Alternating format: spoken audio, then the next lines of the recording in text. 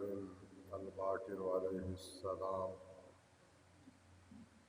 من احیا لیلۃ القدر غفرت له ذنوبه ولو كانت عدد نجوم السماء ومثاقيل الجبال ومقاييل البحار.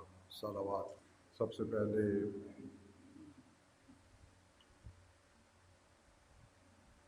ان مقدس اور مبارک راتوں میں کیا گیا اہل بیت علیہ السلام پہ ظلم اور امیر کائنات کا مسجد میں دوران نماز زخمی ہونے کے اس انتہائی تکلیف دہ واقعے کی بارگاہ رسالت، بارگاہ امامت میں اپنی طرف سے تعزیت و تسلیت پیش کرتا ہوں، تمام مومنین و مومنات کی طرف سے بھی، اس امید کے ساتھ کہ خداوند متعال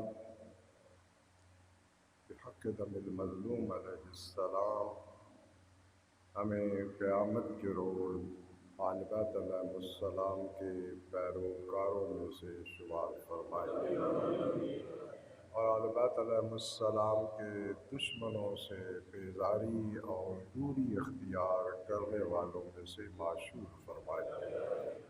مختصر سی حدیث مبارک حضرت امام باقر صلوات اللہ علیہ سے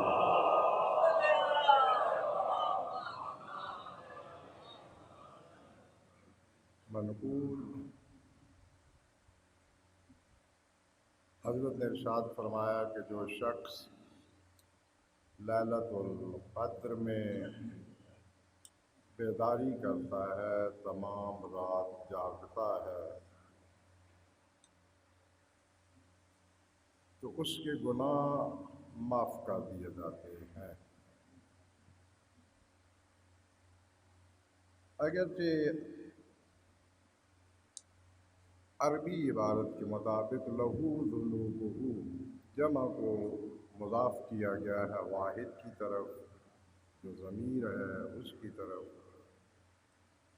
اس سے بھی علم اصول میں جب بحث کی جاتی ہے کہ اس سے مراد عمومیت ہے یا خاص معین تعداد، قرائن سے یہی پتہ چلتا ہے کہ تمام گناہوں کی بات ہو رہی ہے، لیکن معصوم علیہ السلام نے بعد میں صراحت فرمائی ہے۔ یہ صراحت آپ اپنے ذہنوں کے سپرد کر دیں۔ حضرت نے فرمایا وَلَوْ كَانَتْ عِنْدَ نُجُومِ السَّمَاء، سب گناہ اس کے معاف کر دیے جاتے ہیں اگرچہ وہ اس کے گناہ آسمان کے ستاروں کے برابر ہوں۔ پھر بھی حضرت نے اس پر اکتفا نہیں فرمایا، فرمایا کہ وَمَثَاقِيلِ الْجِبَالِ، الجبال جمع ہے، اس پہ الف لام لگا ہوا ہے، یعنی تمام پہاڑ، جتنے بھی اس زمین پہ پہاڑ ہیں، اگر ان کے مثقال بنائے جائے، مثقال تقریباً 2.5 مثقال کے ایک تولہ ہوتا ہے، تو ان سب پہاڑوں کے وزن کو مثقالوں میں تقسیم کر دیا جائے، وہ جتنے مثقال بنیں گے اگر ان مثقالوں کے برابر بھی اس کے گناہ ہوں تو اس کے معاف کر دیے جائیں۔ دنیا زمین کے پہاڑوں کے مثقال کتنے بنیں گے؟ اور پھر حضرت نے اس کے بعد جو جملہ ارشاد فرمایا وَمَقَایِلِ الْبِحَارِ، مکیال کہا جاتا ہے اس پیمانے کو جس کے ذریعے سے کسی چیز کی پیمائش کی جاتی ہے۔ پنجابی میں، اب میں تو اپنے علاقے کی پنجابی جانتا ہوں کیونکہ اتنا دنیا پھرا نہیں ہوں، نہ دنیا کو پھیرا ہے، نہ پھیرا ہوں نہ دنیا کو پھیرا ہے۔ ہمارے علاقے میں جو گندم کی پیمائش کا، ہمارے بچپن میں، اب تو ٹینوں سے پیمائش کرتے ہیں، جب گندم اٹھائی جاتی ہے تو خالی ٹین سے اس کی پیمائش کرتے ہیں۔ تو جس سے پیمائش کی جاتی تھی گندم کی، مکیال استعمال ہوتا تھا، اسے کہا جاتا تھا ٹوپا۔ اور ٹوپا جو ہے ہر علاقے میں مختلف ہوتا تھا، کہیں پہ 5 کلو کا ہوتا تھا، معمولاً 3 کلو کا ٹوپا زیادہ مروج تھا۔ تو یہ ہو گیا مکیال۔ اسی طرح پانی کو جو ناپنے کا آلہ ہے، اس آلے کے ذریعے سے تمام سمندروں کو ناپا جائے، یعنی وہ جو اس کی ابتدائی اکائی ہے ناپ تول کرنے کی، اس کے مطابق ان تمام سمندروں کو ناپا جائے۔ تو وہ جو مقاییر بنیں گے، اس کے عدد کے برابر بھی اگر کسی کے گناہ ہوں گے تو جو شب قدر کو بیدار رہتا ہے ساری رات، اللہ پاک اس کے وہ گناہ بھی معاف کر دے گا۔ اب اس سے بڑا کوئی عدد ہو نہیں سکتا۔ پہاڑوں کے مثاقیل، سمندروں کے مقاییل، اور ستاروں کی تعداد۔ اور ایک حدیث مبارک میں اس طرح بیان فرمایا ہے امام موسیٰ کاظم علیہ السلام نے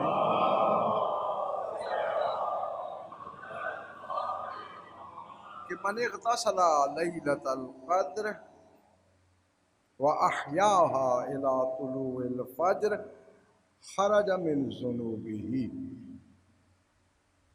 کہ جو شخص لیلۃ القدر میں غسل کرتا ہے، غسل شب قدر، اور پوری رات جاگ کر اس رات کو گزار دیتا ہے فجر کے طلوع ہونے تک، تو وہ شخص اپنے گناہوں سے باہر نکل جائے گا۔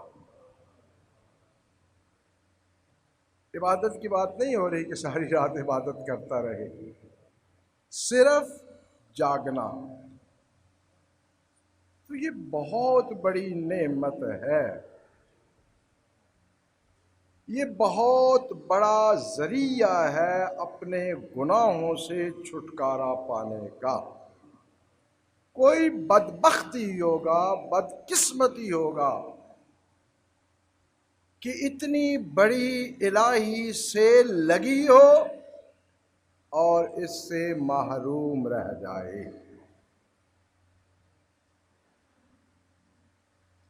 اچھا، میں ایک اور حدیث آپ کی خدمت میں پیش کرنا چاہتا ہوں، لیکن اس سے پہلے ایک نقطہ عرض کرنا ہے۔ ہمارے ہاں جب یہ شب برات آتی ہے تو میسج شروع ہو جاتے ہیں، جو کچھ میں نے آپ سے کہا ہے، سنا ہے، یہ ہے وہ ہے، وہ معاف کر دے۔ یعنی یہ دکھایا جاتا ہے گویا کہ آج کچھ ہمارے متعلق فیصلے ہونے ہیں۔ احادیث اہل بیت علیہ السلام میں شب برات کو کچھ بھی نہیں ہوتا، یہ سارا کچھ لیلۃ القدر میں ہوتا ہے۔ لیلۃ القدر میں متعدد احادیث کا خلاصہ آپ کی خدمت میں پیش کر رہا ہوں، احادیث نہیں پڑھ رہا۔ جو ائمہ اہل بیت علیہ السلام نے فرمایا ہے اس کے مطابق 19 کی رات کو تقدیر ہوتی ہے، یعنی پروگرام کہ آئندہ سال میں کیا کرنا ہے، اور 21 کی رات کو جو شب قدر کا حصہ ہے، اس میں اگر کچھ ترمیم کرنی ہوتی ہے تو وہ کر دی جاتی ہے۔ اور 23 کی رات کو حتمی فیصلہ صادر کر دیا جاتا ہے۔ یہ 3 ہیں راتیں جن کو شب قدر کہا گیا ہے۔ یہ 3 راتیں ہیں۔ تو ہمارے ہاں شہروں میں، دیہاتوں میں تو خیر تینوں راتوں کو شب بیداری ہوتی ہے، شہروں میں چونکہ مصروف دنیا ہے، یہاں تو کوئی کسی سے جھگڑا اس لیے نہیں کرتا کہ بھئی عدالت کے چکر کون لگائے گا، وقت کہاں سے نکالیں گے، اتنی مصروف دنیا ہے نا۔ تو ہم اگر وہاں وقت گزارتے رہے تو کمانے کون جائے گا؟ اس لیے جو دانا لوگ ہوتے ہیں انہیں پتہ ہوتا ہے کہ یہ شہری بندہ ہے، اس نے کیس تو لڑنا نہیں ہے، وہ پھر دبوچ لیتے ہیں، جو منوانا ہوتا ہے منوا دیتے ہیں۔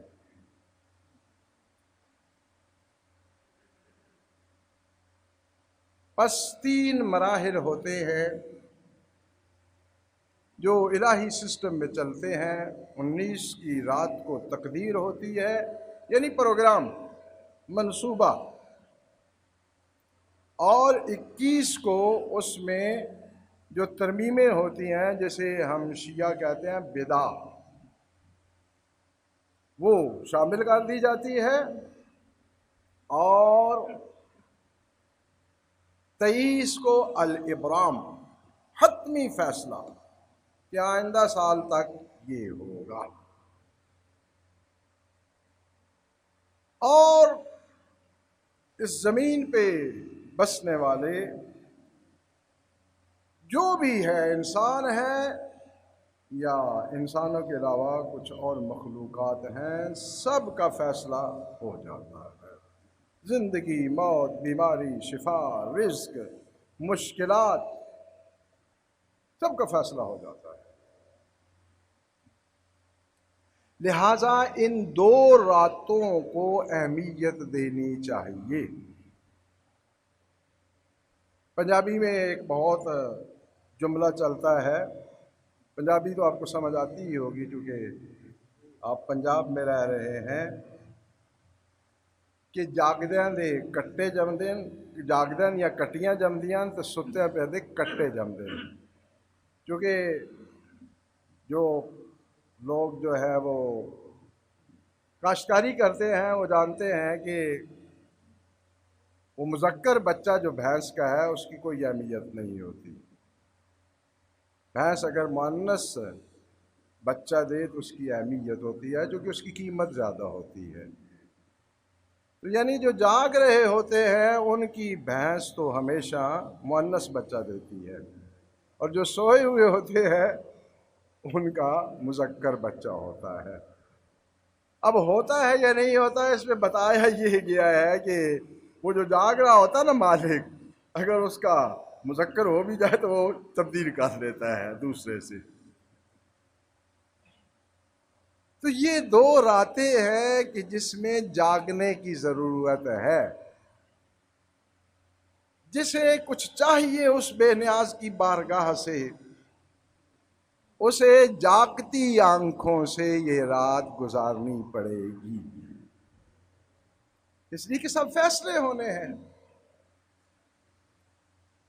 کسی کا عدالت میں فیصلہ ہونا ہو تو وہ سوتا نہیں ہے، عدالت میں حاضر ہوتا ہے، بلکہ اس سے پہلے جو اوقات ہوتے ہیں وہ اس کے ایسے اوقات ہوتے ہیں جس میں بلڈ پریشر اور دل کی حرکت پہ کنٹرول نہیں رہتا۔ تو جب بے نیاز مالک خالق کے فیصلے والی رات آئے تو ہمیں اس اطمینان سکون سے نہیں گزارنی چاہیے، چونکہ پورے سال کا مسئلہ ہے۔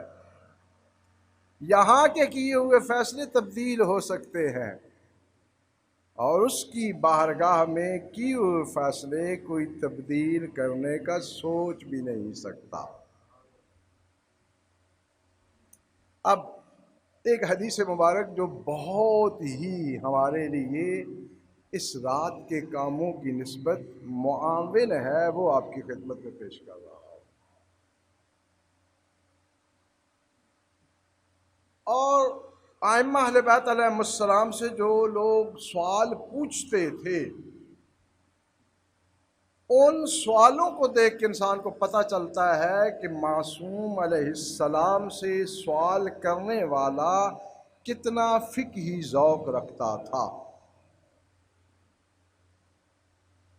اور کس طرح حقیقت کو پہنچانے کے لیے دوسروں تک بار بار معصوم سے سوال کیا جا رہا ہے۔ یہ بڑی ریاتی حدیث ہے۔ جن کو کنسیشن چاہیے وہ کیا کہتے ہیں، وہ جو فیس کم ہوتی ہے، پہلے جب ہم پڑھتے تھے تو کاشتکاری فارم لینا پڑتا تھا تو فیس آدھی ہو جاتی تھی سرکاری سکولوں میں، تو جسے یہ رعایت چاہیے نا، اس حدیث میں وہ رعایت موجود ہے۔ یعنی الہی نمائندے پوری کوشش کر رہے ہیں کہ اس رات کی برکات سے کوئی شخص بھی محروم نہ رہے۔ یہ رعایتیں سن لیں، آپ اگر پوری فیس ادا نہیں کر سکتے تو رعایتی فیس تو ادا کر دیں۔ یہ حدیث بڑی دلچسپ ہے اور بہت اہمیت والی باتیں اس میں کی گئی ہیں۔ ابو حمزہ شمالی ہے، اس کا نام تو آپ نے سنا ہوا ہے، دعائے وہ جو صبح کے ٹائم پڑھی جاتی ہے سحر میں، وہ ابو حمزہ شمالی نے نقل کی ہے، تفصیلی دعا ہے۔ وہ یہ کہتا ہے کہ میں امام صادق علیہ السلام کی خدمت میں حاضر تھا،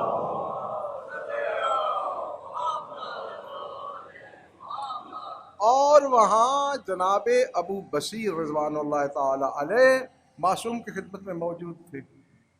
تو جناب ابو بصیر نے مولا کی خدمت میں عرض کی، جعلت فداک، مولا آپ پر قربان ہو جاؤں، اللیلۃ التی یرجی فیہا ما یرجی، میں آپ پہ فدا ہو جاؤں، وہ رات جس میں توقع کرنی چاہیے، بارگاہ ربوبی میں کسی شے کی امید رکھنی چاہیے، جو بھی امید ہو، وہ کون سی رات ہے؟ جس دن انسان یہ امید رکھے کہ اس کے حق میں فیصلے ہوں گے۔ تو حضرت نے فرمایا کہ فقال فی لیلۃ 21 اور 23، حضرت نے فرمایا کہ اس کی بارگاہ سے امید رکھنے والی رات جو ہے نا، وہ ہے 21 کی رات اور 23 کی رات، 21 اور 23 کی۔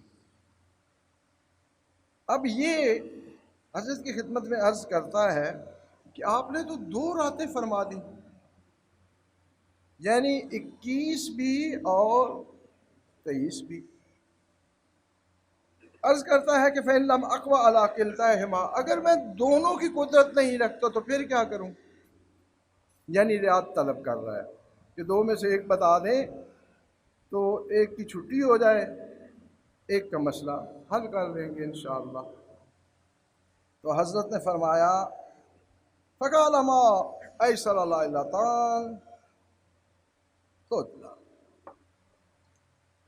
یا تتلو، جو بھی تیرے لیے میسر ہو اس میں اللہ سے طلب کر۔ اور پھر ایک لمبی چوڑی گفتگو، وہ کہتا ہے کہ مولا مجھے تو کسی نے کہا تھا کہ 19 کو یہ ہوتا ہے، 21 کو یہ ہوتا ہے۔ حضرت نے فرمایا کالا قلت 23 لیلۃ الجوہمی، یعنی وہ 23 کی رات جسے لیلۃ الجوہمی کہا جاتا ہے، اس کی بات آپ فرما رہے ہیں۔ فقال ان ذالک لیقال، حضرت نے فرمایا کہ یہ کہا جاتا ہے کہ 23 جو ہے وہ زیادہ کوئی اہمیت والی رات ہے، یا اس میں ہی صرف انسان کو عبادت کر لینی چاہیے، اور یہ اس میں ہوتا ہے۔ تو پھر قلت جعلت فداک، میں نے عرض کی کہ مولا میرے پاس ایک حدیث آئی ہے، سلیمان بن خالد نے وہ حدیث روایت کی ہے آپ کے ہی گھرانے سے۔ قلت جعلت فداک ان سلیمان بن خالد روا فی تسع عشرہ یکتب وفد الحاج۔ سلمان بن خالد نے ایک روایت پیش کی ہے اور اس نے کہا ہے کہ 19 کی رات کو وفد الحج لکھے جاتے ہیں، یعنی وہ لوگ جنہوں نے حج پہ جانا ہے، حاجیوں کے نام 19 کو رات کو لکھے جاتے ہیں۔ آپ کے لیے میرے خیر آپ خطرہ نہیں رہا چونکہ 19 سے ہم آگے ہیں۔ خرچے کا کام ہوتا ہے نا حج، اسے ہم بہت خطرہ سمجھتے ہیں، اور اب تو ماشاءاللہ سعودیہ اور پاکستان حکومت کی ملی بھگت سے اتنا مہنگا ہو گیا ہے تو اب تو واقعاً پہلے انسان کو سوچنا پڑتا ہے، اب تو لاکھوں کی بات ہو گئی ہے۔ خیر کہ سلیمان بن خالد نے روایت کی ہے آپ کے گھرانے سے ہی کہ 19 کی شب کو حاجیوں کے نام لکھے جاتے ہیں۔ حضرت نے فرمایا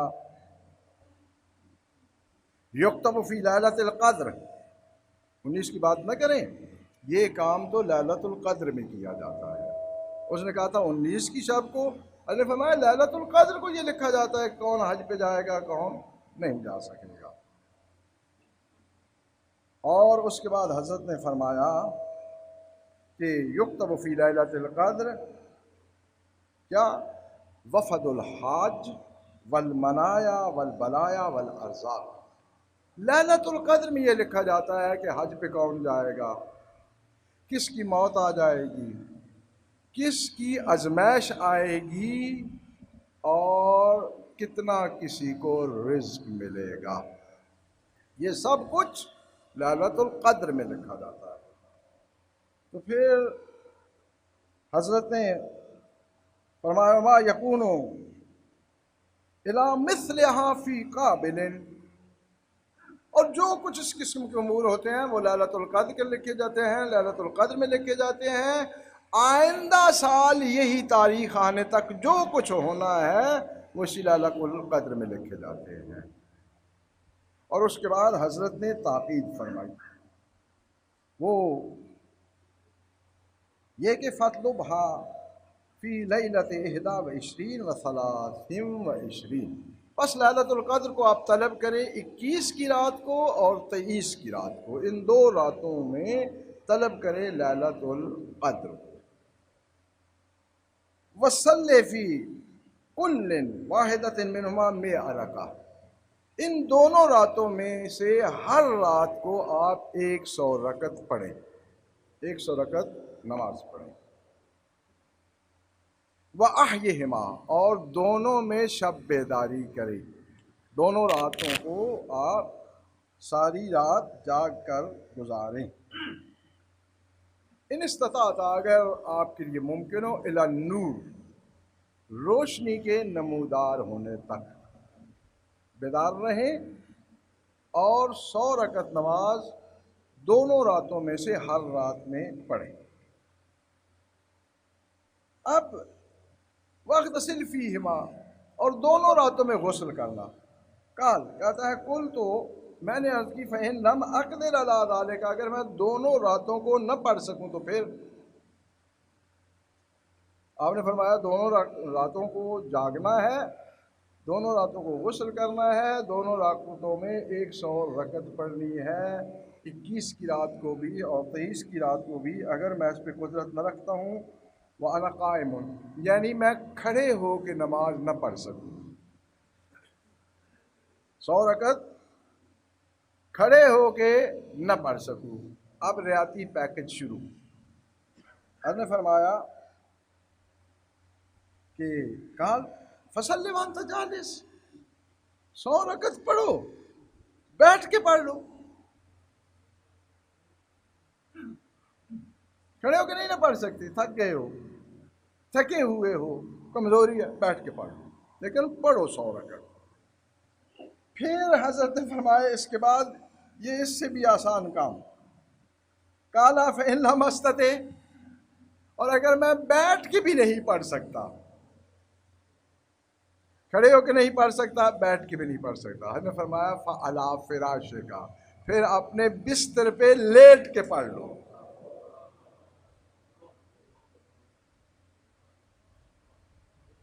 اب اس سے بھی زیادہ رعایت چاہیے، اس سے آگے رعایت یہ ہے کہ نہ پڑھیں، کھڑے ہو کے پڑھے، نہیں پڑھی جا سکتی بیٹھ کے پڑھ لیں، بیٹھ کے نہیں پڑھ سکتے تو جس طرح مریض آدمی لیٹ کر بستر پہ قبلہ رخ لیٹنا ہے، قبلہ رخ لیٹنے کا مطلب ہے کہ آپ نے اپنے پاؤں کے تلوے کعبہ کی طرف کرنے ہیں، تو اس طرح لیٹ کے پڑھ لیں اور اشاروں سے جو ہے وہ رکوع سجدہ کرتے چلیں، لیکن 100 رکعت ہر صورت میں پڑھیں۔ اور اس کے بعد فرمایا کہ لا علیک ان تکتحل اول اللیل بشیء من النوم، یہ جو اونگنے کے ماسٹر ہوتے ہیں، خطبے میں بھی مجالس میں بھی دیکھا ہے کہ وہ داد کی بجائے نیند دے رہے ہوتے ہیں، سننے کی بجائے بس ایسے پنکھا چلا اور صاحب جو ہے ان ہواؤں میں چلے گئے جہاں کسی کو کچھ ہوش ہی نہیں ہوتا۔ وہ میں اعمال کے لیے جب آتا تھا تو دیکھا تھا کہ اس میں دعا پڑھتے پڑھتے لوگ سو جاتے تھے۔ فرمایا کہ ان راتوں کی ابتدائی حصہ میں آپ نیند کو سرمے کے طور پہ بھی نہ لگائیں، کیونکہ سب سے زیادہ کم خرچہ ہوتا ہے سرمے کا، جو انسان آنکھ میں ڈالتا ہے بہت معمولی سی مقدار ہوتی ہے جس سے آنکھوں کو سرما لگایا جاتا ہے۔ تو حضرت نے فرمایا کہ سرمے جتنا بھی آنکھ کو نیند جو ہے وہ نہ دیں، یعنی بالکل فل بیدار رہنا ہے، کیونکہ یہ اہمیت والی رات ہے، اس میں بیدار رہنا ہے۔ یہ 2-4 منٹ کے لیے، البتہ بہت کچھ تو بزرگ ایسے ہوتے ہیں کہ وہ خراٹے بھی بھرنا شروع کر دیتے ہیں، مارنا کہتے ہیں، بھرنا نہیں، تاکہ دوسروں کو پتہ چل جائے کہ یہ کار خیر میں انجام دے رہا ہوں بے فکری سے۔ خیر، اور اس کے بعد حضرت نے فرمایا کہ یہ ابتدائی شب میں آپ نے آنکھوں کو نیند کا سرما تک نہیں لگانا ہے۔ کیوں؟ فرمایا ان ابواب السماء تفتح فی رمضان، اس لیے کہ آسمان کے دروازے کھول دیے جاتے ہیں ماہ مبارک میں، اور وَتُصْفَدُ الشَّيَاطِينَ، اور شیطانوں کو جکڑ دیا جاتا ہے۔ یہ بڑا خطرناک جملہ ہے، بہت خطرناک، کیونکہ سارا سال ہم جب کام کرتے ہیں نا کوئی بھی خراب، تو جو انتہائی ہماری معذرت والی پوزیشن ہوتی ہے، وہ جی شیطان نے مجھے گمراہ کر دیا تھا، شیطان مجھ پہ غالب آ گیا تھا۔ یہ پورا مہینہ شیطان تو بیچارہ قید ہوتا ہے، پھر بھی اگر ہم وہی کچھ کر رہے ہیں، حق کی حمایت کرنے کی بجائے ساتھیوں کے لیے ہر باطل کی لکیر کراش کیے جا رہے ہیں، تو سمجھ لینا سال بھر کی کاروائیاں بھی شیطان کی نہیں تھیں، صرف ہم نے شیطان کو بدنام کیا ہوا تھا۔ بہت سے مقدس لوگ ہوتے ہیں، یہ خود میں نے گویا کہ دیکھا ہوا ہے کہ یہ عید کے نزدیک جو ہے وہ پولیس والے وین لے کے کھڑے ہو جاتے ہیں، کاغذات چیک ہو رہے ہیں، تو بار بار اصرار کر دیتا ہوں، جو پیسے پکڑتے نہیں ہیں، چونکہ رشوت کا پیسہ ہوتا ہے نا، جانتے ہیں کہ ناجائز ہے، تو کہتے ہیں وہ وین کا شیشہ کھلا ہوا ہے اس کے اندر پھینک دیں، سور حرام کو ہم نے ہاتھ نہیں لگانا، روزہ چھوڑنے کے بعد پھر گن لیں گے۔ یہ کیا ماننا ہے؟ یہ کوئی ماننے والی بات نہیں ہے۔ اللہ کا اگر ڈر ہے تو پھر روزہ اور روزے کے بعد دونوں ایک جیسے ہیں۔ اور وَتُقْبَلُ أَعْمَالُ الْمُؤْمِنِينَ، اور اس ماہ مبارک میں مومنوں کے اعمال قبول کیے جاتے ہیں، لہذا اس جو یہ نعمت ہے، یہ بخشش الہی کا ذریعہ ہے، اس سے بھرپور فائدہ اٹھائے۔ اور اگر دن کا کام آپ کو تھکاوٹ دیتا ہے، رات آپ کے لیے جاگنا مشکل ہوتا ہے، تو ایک دن اپنے کام کی مقدار گھٹا دیں اور اس اہمیت والے وقت کو معرومی کے ساتھ صرف نہ کریں، بلکہ الہی رحمتوں، مغفرتوں اور برکات سے اپنے دامن بھریں، اپنی جھولیاں بھریں۔ کوئی مسئلہ نہیں ہے، ایک دن کی شب بیداری اتنا تنگ نہیں کرتی، ایک یا دو راتوں کی بیداری اور سال کا مسئلہ ہے۔ اللہ پاک ہمیں بحق آل بیت صلوات اللہ علیہ مجمعین مذہب کے احکام کو سمجھنے اور ان پر عمل کرنے کی توفیق عنایت فرمائے۔